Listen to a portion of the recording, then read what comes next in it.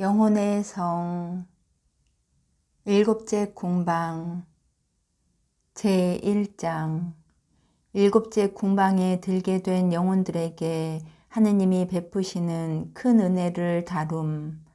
영혼과 영이 모두 하나임에도 성녀에게는 약간의 차이가 있어 보인다는 것에 대해 말함.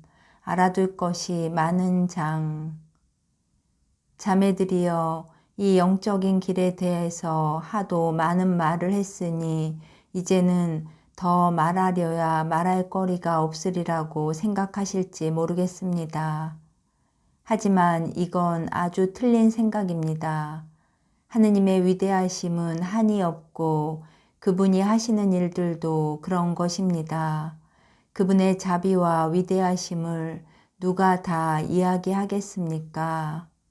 이는 될 수 없는 일이니 내가 이미 말한 것, 앞으로 말할 것을 가지고 놀라지 마십시오. 이것들은 하느님에 대하여 이야기해야 할 것에 비하면 하나의 점에 불과한 것입니다. 하느님께서 이런 은혜를 한 사람에게 내리시어 그를 통하여 우리도 알게 하신 그 자비야말로 실로 막중한 것입니다. 그분이 피조물과 사귀신다는 것을 알면 알수록 우리는 더더욱 그분의 위대하심을 기리게 되고 이토록 주님의 사랑을 받는 영혼들을 가벼이 보지 않기로 노력하게 되는 것입니다. 우리는 누구나 다 그 영혼을 가지고 있습니다. 그러나 하느님의 모습을 닮아서 창조된 피조물의 맛까진 평가를 높이 하지 않습니다. 그러기에 영혼 안에 간직된 신비를 알아듣지 못합니다. 바라건대 하느님은 내 붓을 이끌어 주시어 앞으로 내가 이야기할 당신이 이 궁방으로 들게 하실 사람에게 보여주시는 신비의 일부를 여러분이 알아듣도록 내게 표현 능력을 주시기를. 나는 하느님께 이렇게 되기를 탄원했습니다. 당신 이름이 찬미와 영광을 더욱 많이 받으시도록 그 자비하심을 드러내는 것이 내 뜻임을 아시기에 말입니다. 자매들, 나는 내가 아닌 여러분을 위해서 하느님께서 이 은혜를 내리시기를 바랍니다. 그것은 여러분의 탓으로 님께서 여러분과의 신비로운 결혼을 꺼리시지 않도록 여러분은 힘을 다하여야 된다는 것을 깨달으라는 것이니 차차 아시겠지만 이 혼인이야말로 헤아릴 수 없는 복을 이바지합니다.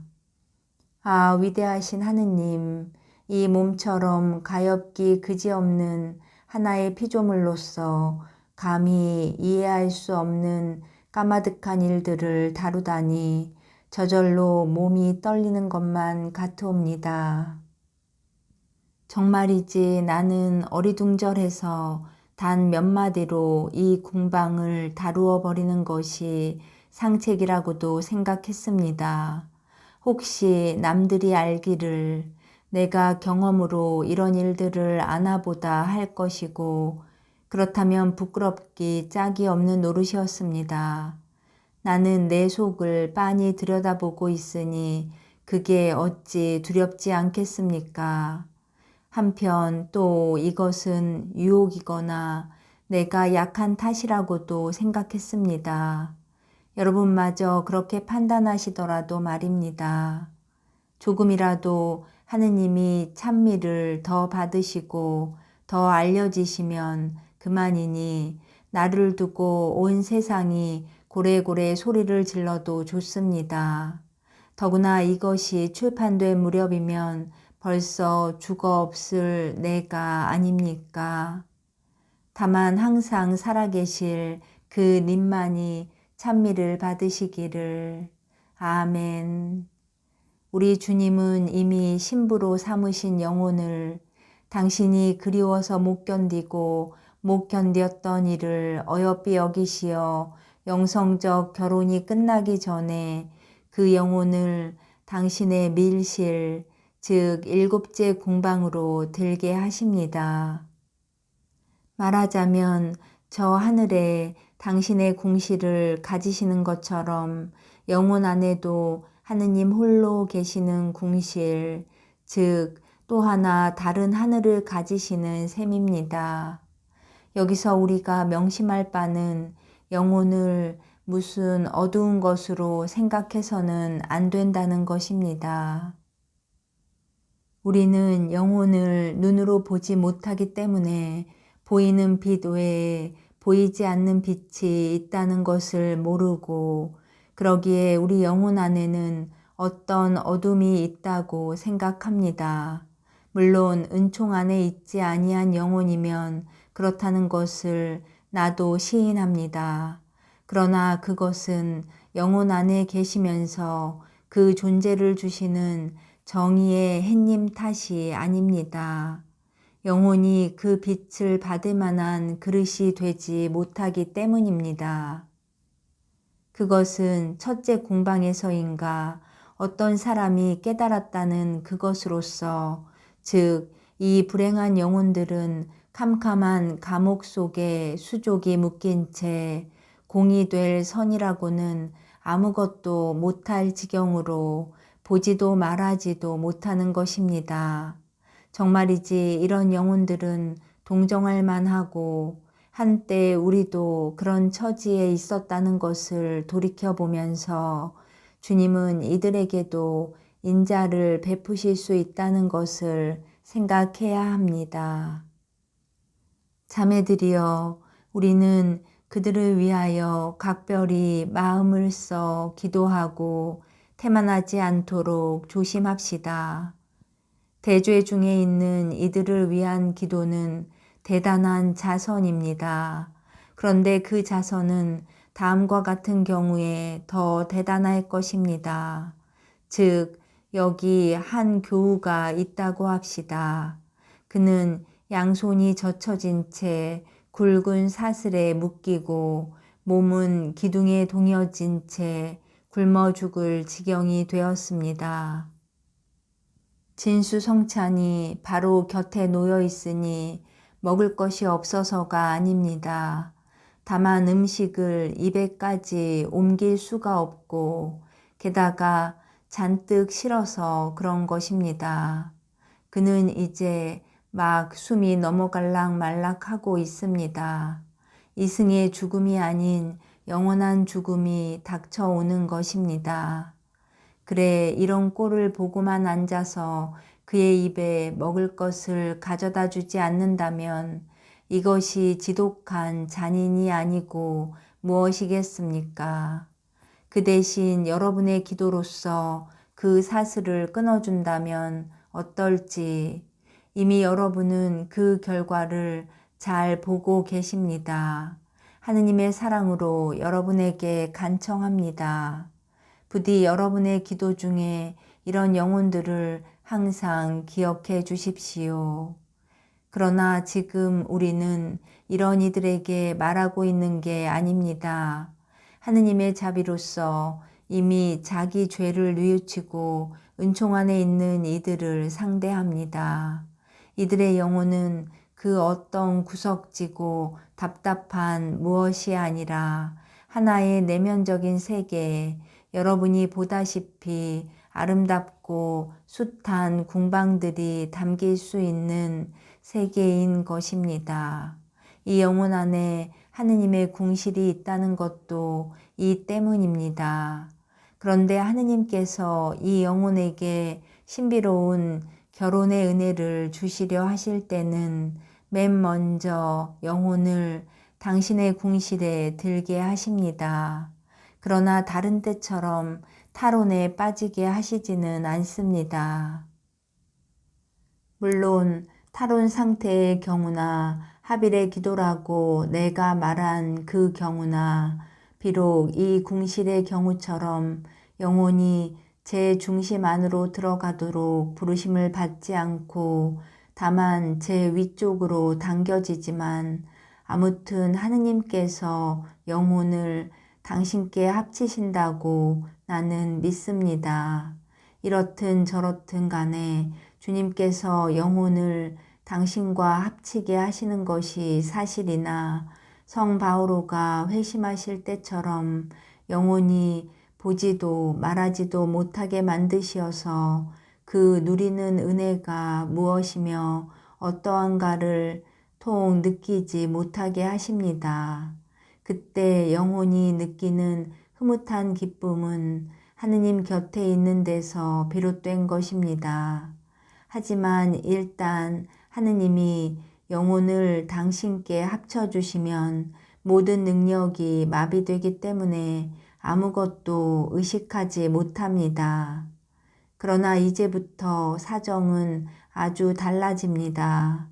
자비하신 우리 하느님은 우리 눈에서 비늘을 떼어주시어서 조금이나마 당신이 내리시는 은혜를 보고 깨닫게 해주시는데 실로 그 방법은 묘하기 이를 데 없습니다.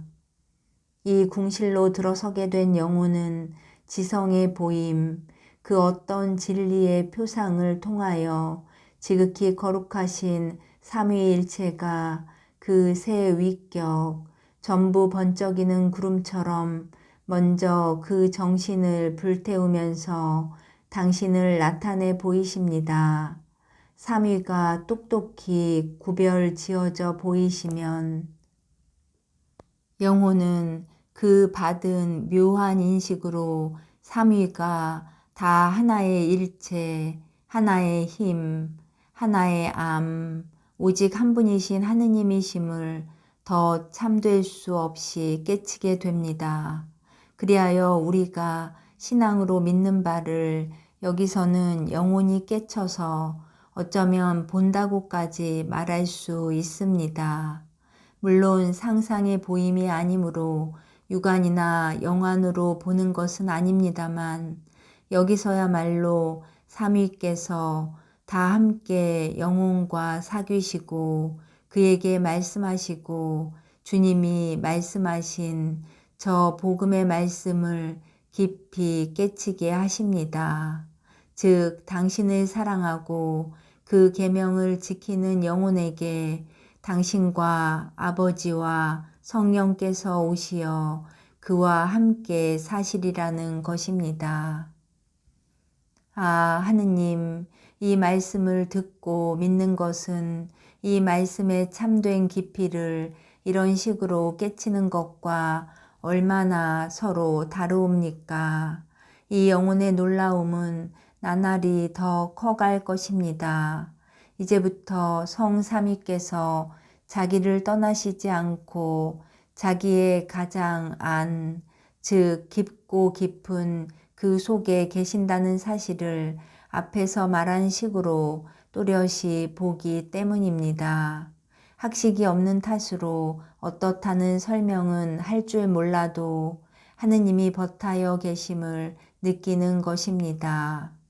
자매들은 이 말을 듣고 나서 그럼 그런 사람은 얼이 빠져서 어떤 무엇을 이해할 수 없을 만큼 황홀한 상태에 있다고 생각하실 것입니다. 하지만 이전보다 한결 더 그는 하느님을 섬기는 일에 전심하고 일이 없으면 그분과 더불어 흐뭇한 사귐을 즐깁니다.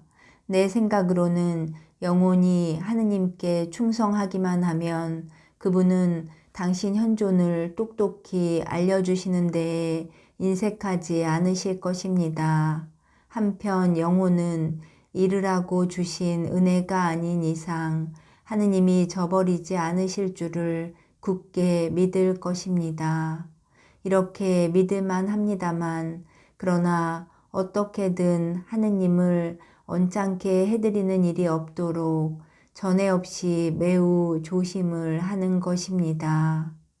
여기서 말하는 현존은 처음으로 하느님이 당신을 나타내 보이실 때나 이 은혜를 주시는 다른 때처럼 그렇게 오롯한, 말하자면 똑똑한 게 아니라는 점을 주의하시기 바랍니다. 만약 그렇다면 다른 일을 생각할 수도 사람들과 함께 살 수도 없을 테니 말입니다. 그러나 빛이 똑똑하지는 않아도 하느님과 같이 있다는 것만은 언제나 의식합니다. 하나의 예를 들어봅시다. 어느 누가 사람들과 함께 아주 밝은 방 안에 있다고 합시다. 어느덧 문이 닫히고 방 안은 캄캄해집니다. 빛이 없으니 사람들을 볼 수 없고 보려면 그 빛이 다시 비춰져야 합니다. 그렇다고 사람들이 거기 있다는 것을 모르리라는 법은 없습니다. 하지만 그 사람이 자기 힘으로 빛이 돌아오게 하고 사람들이 다시 보이게 할 수 있는가? 이렇게 묻는다면 그것은 어림없는 일이라고 대답할 수밖에 없을 것입니다. 다만 우리 주님께서 지성의 창문을 열어주시고자 할 때에만 가능한 일이니 당신이 그 사람을 떠나시지 않고 또 이 사실을 깊이 깨닫게 해주시는 것만도 크나큰 자비인 것입니다. 하느님은 여기서 이 묘하디 묘한 사귐으로써 영혼이 더 큰 일을 하라고 준비시키십니다. 왜냐하면 모든 일에 있어 완덕에 나아가기 위해서나 은혜를 받을 때에 이따금씩 느끼게 되는 위에서도 말한 바 있는 저 무서움을 없애기 위해서나 이것은 분명 매우 큰 도움을 주기 때문입니다. 위에서 내가 말한 그 사람의 경우가 이러하였습니다. 그는 모든 일에 있어 스스로 나아가는 것을 느꼈고 아무리 일을 많이 하고 고생을 하더라도 영혼의 본질은 궁시를 떠나는 법이 없었습니다. 어찌 보면 그 영혼에 분열이라도 있는 듯이 생각되었습니다. 그는 하느님께 이 은혜를 받은 지 얼마 안 되어 커다란 시련을 당하게 되었을 때 마르타가 마리아에게 푸념을 늘어놓듯 이것을 언짢게 여겼습니다. 그리하여 다음과 같은 푸념을 곧잘 하는 것이었습니다. 너는 항상 저 고요를 마음껏 누리면서 나는 벗도 없이 이런 고생을 혼자 하게 내버려 두는구나.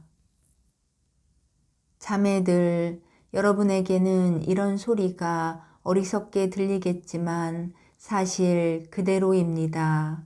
통틀어 영혼은 하나라는 것을 누가 모를까마는 내가 말한 바는 착각이 아니라 이런 영혼에게는 흔히 있는 일입니다. 비록 영혼은 통틀어 하나이지만 영혼과 얼 사이에는 어느 차이, 두드러진 차이가 있는 것으로 내가 영혼의 일들이 보인다고 말한 것은 이 차이점을 밝혀주는 것입니다.